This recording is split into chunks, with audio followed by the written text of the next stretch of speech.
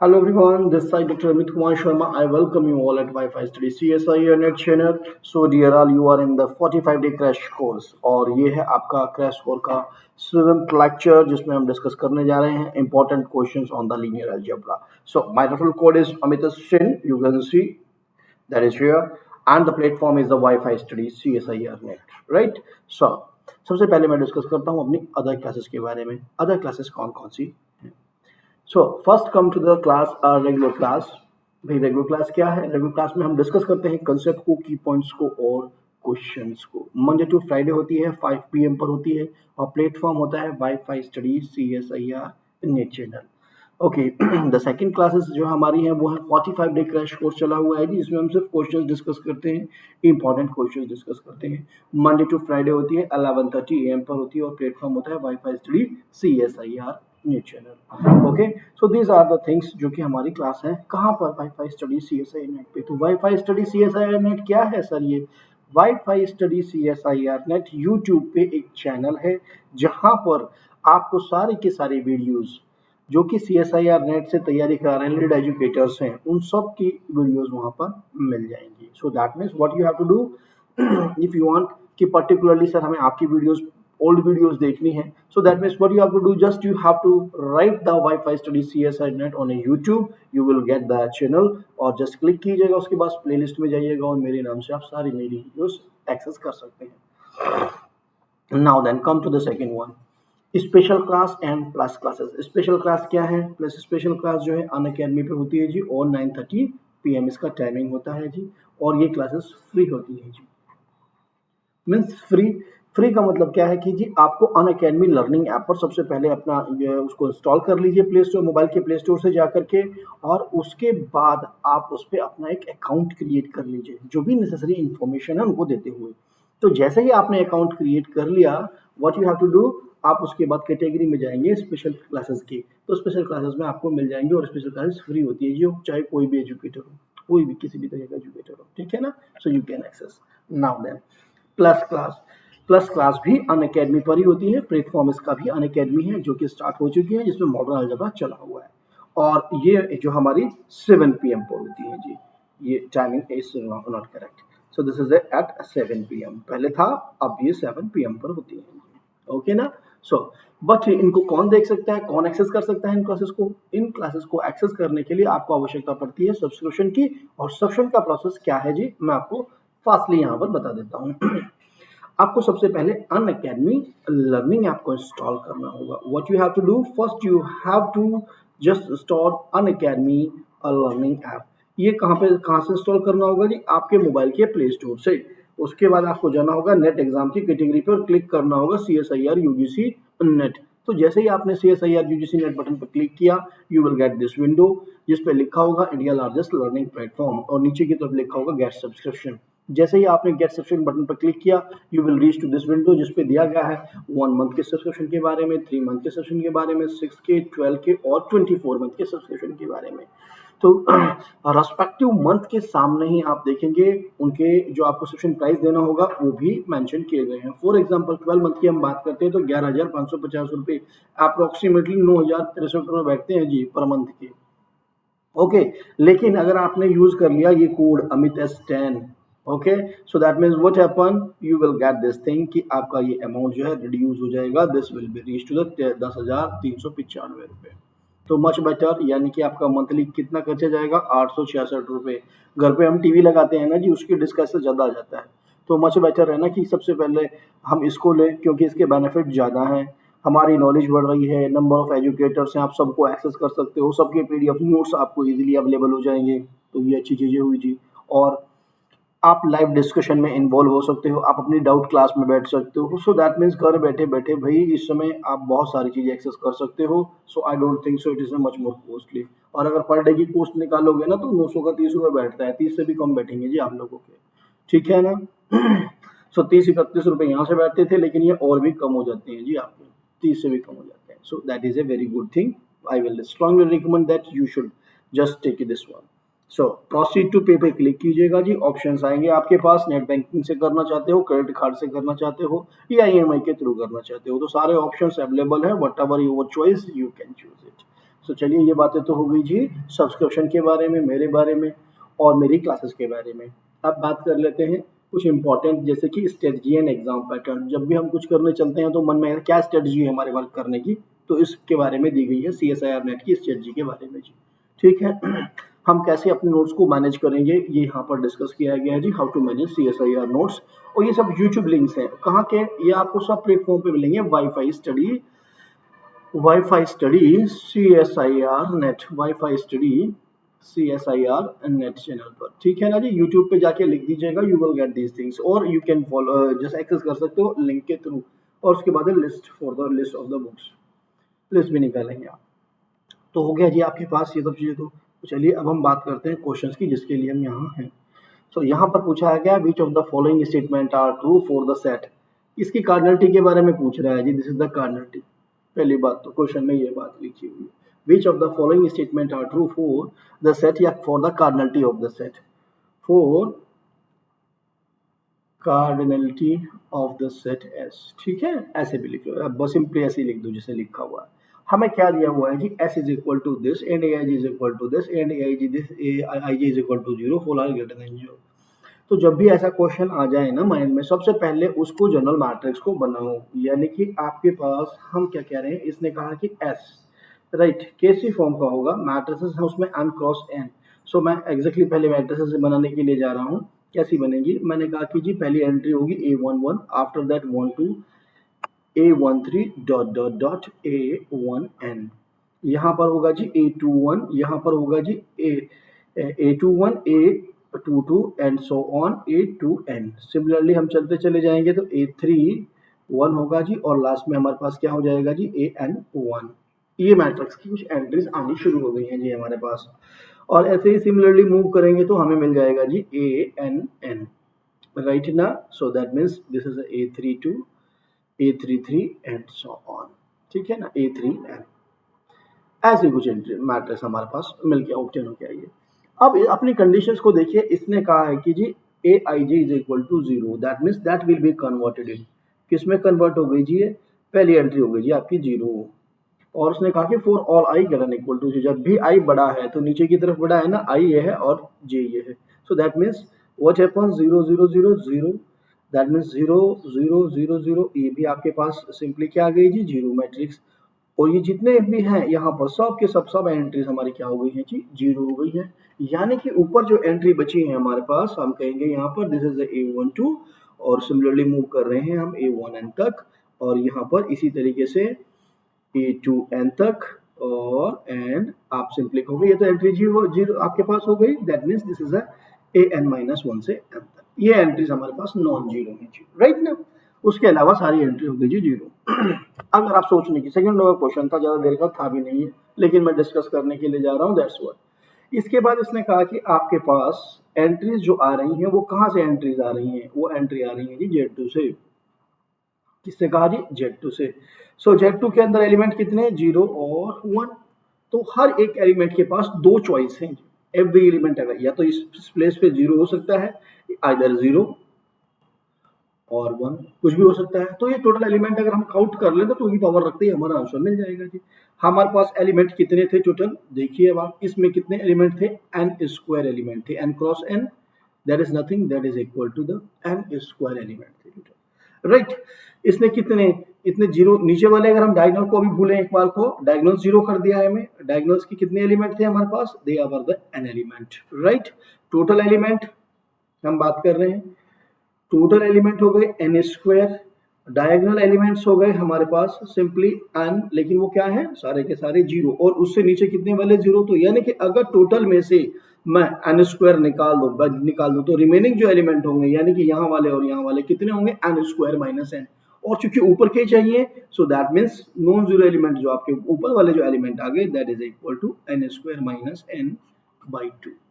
Okay ना, what happen, total element n square, but diagonals को हमने निकाल दिया उसमें से, और तो फिर रिमेनिंग एलिमेंट इधर के इधर कितने बचे, n स्क्वायर माइनस n। लेकिन मुझे सिर्फ ऊपर वाला पार्ट चाहिए, तो ऊपर वाले पार्ट के लिए मुझे क्या करना होगा, बाई 2 हाफ एलिमेंट। सो अब चूंकि ये तो 0 है, इनसे कोई कंसर्न ही नहीं रहा हमारा, so that means what we are getting simply, अच्छा ये हमारे पास क्या आ गया, n square minus N by 2। ये हमारे पास एलिमेंट आ गए, कौन से, जो यहाँ पर रिमेनिंग एलिमेंट थे, राइट ना।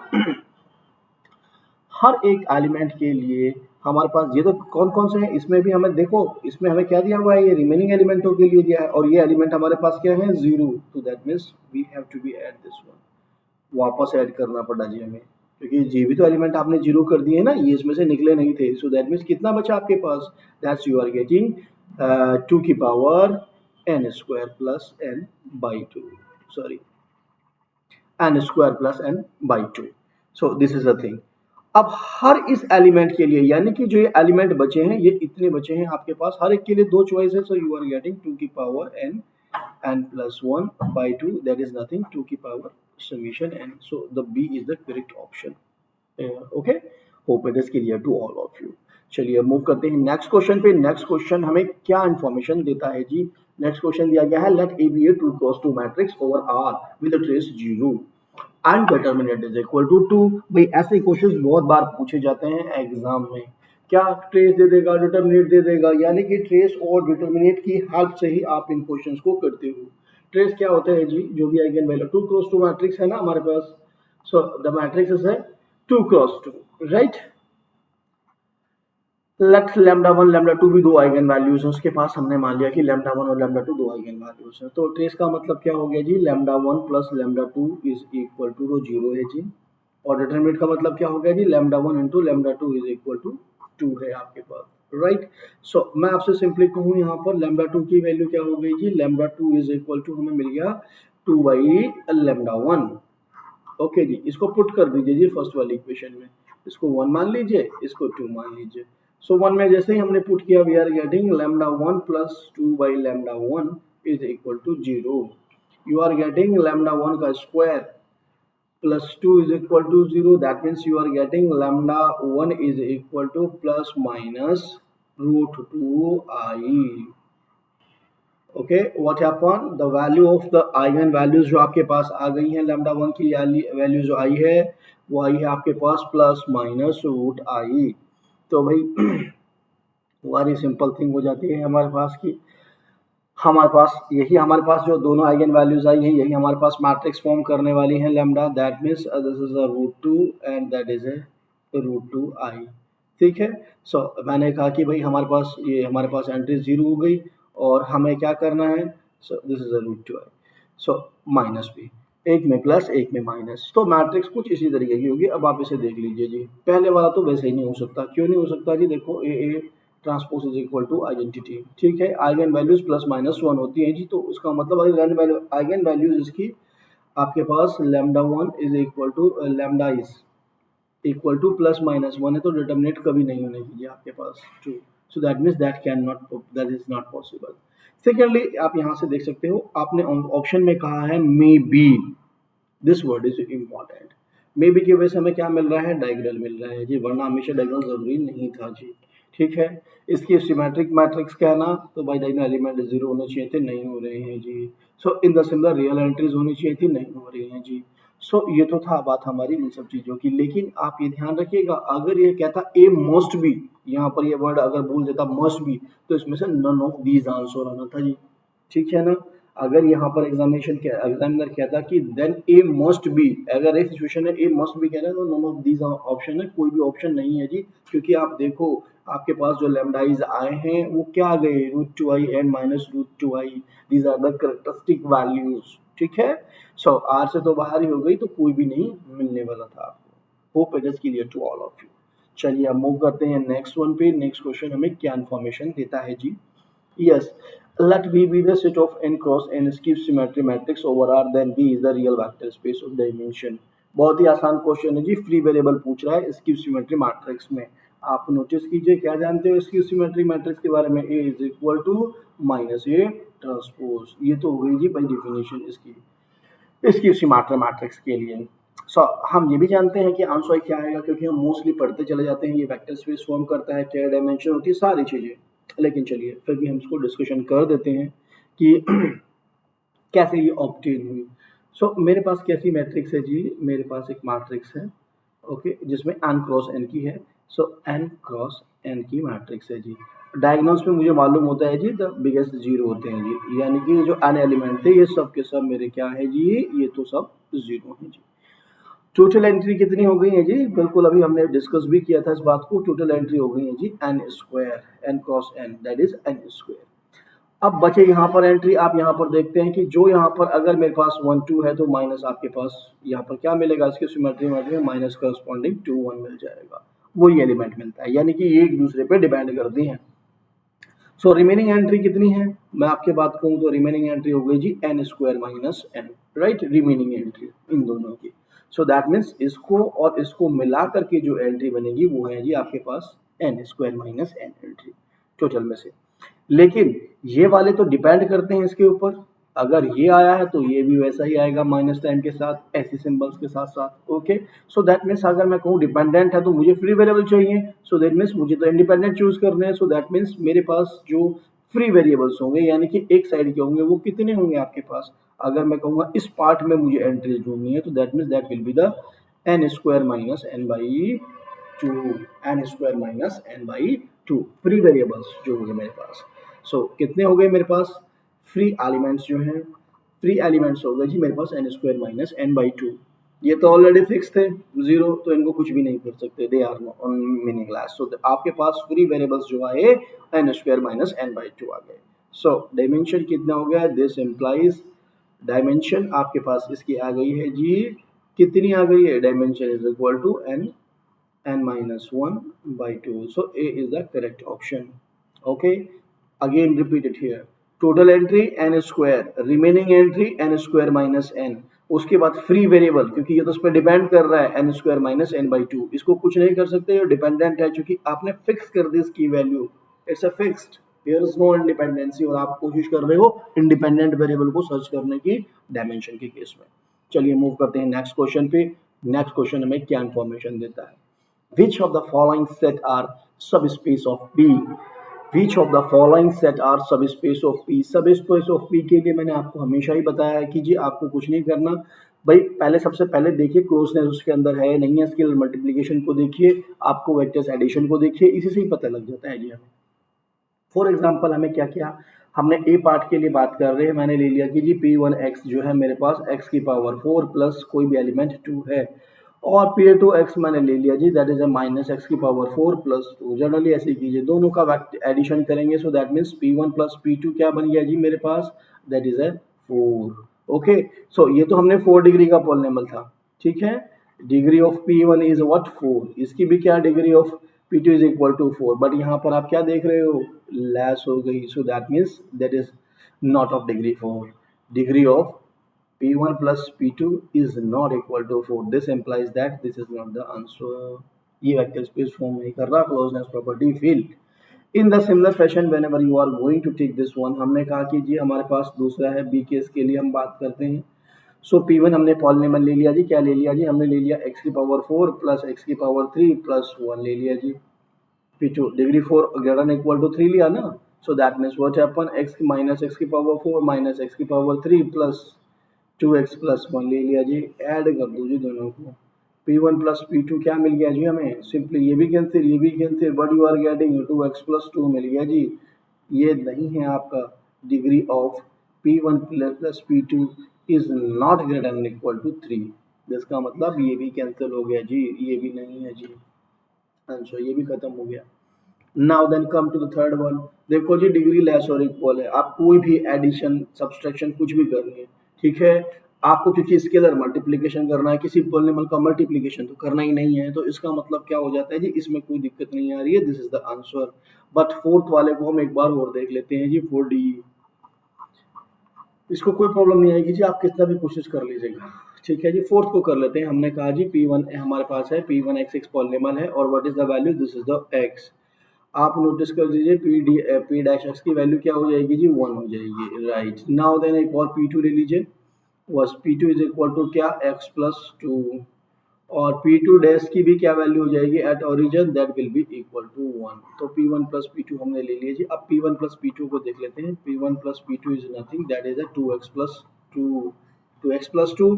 Okay, so what is the value of P1 plus P2 whole dash, so what is this, this is equal to 2, at zero पे क्या वैल्यू आएगी, देयर इज एट जीरो पे 2 आ गई वैल्यू। सो दैट मीन्स ये question भी, ये भी आपका फिनिश हो गया जी, यहाँ पर भी क्लोजनेस फील होगी। So the only option is the D option. Maximum time आपको यहीं से हेल्प मिल जाती है जी, आपको बस केयरफुली रीडिंग करना है, ठीक है। चलिए नेक्स्ट क्वेश्चन पे मूव करते हैं। नेक्स्ट क्वेश्चन क्या हमें इंफॉर्मेशन देता है, let V be the space of all n cross n matrices and T such that V to be a linear operator defined by okay, क्या दिया गया, देन नल्टी ऑफ टी। हमें क्या क्या हम जानते हैं, नल्टी ऑफ टी का मतलब है आपके पास, नल्टी की बात कर रहा है ना, नल्टी ऑफ टी भाई कितने स्पेस है जो नल स्पेस के अंदर एलिमेंट है, ठीक है। नल्टी के लिए, नल स्पेस के लिए हमें क्या करना होगा, T A has to be zero. तो टी ए को जैसे ही हमने जीरो की तरफ पुट किया, so what exactly T A की वैल्यू क्या है हमारे पास, we have the value this one. So that means we are going to put A plus A transpose is equal to 0. This implies A is equal to minus A transpose। क्या value मिल गई जी, ये तो हमें skew symmetry matrix मिल गई है जी, ठीक है। What we are getting the skew symmetry matrix. और इसकी तो हम डायमेंशन ऑलरेडी देख के आए हैं जी, इसके सिमेट्री मैट्रिक्स में कितना होता है। सो नल्टी की बात की है, यानी कि जितने एलिमेंट इसके अंदर हैं इसके सिमेट्री मैट्रिक्स में, वो सारे के सारे कहाँ जा रहे हैं, नल स्पेस के अंदर जा रहे हैं। तो सिर्फ हमें देखना होगा कि कितने एलिमेंट थे, और भी हमने निकाला था, क्या निकाला था जी, हमने निकाला था n(n-1)2। ऐसी मैट्रिक्स की डायमेंशन क्या होती है, dimension of skew symmetry matrix, ठीक है, of n cross n, order n cross n is what, that is equal to n(n-1)2 n(n-1)2।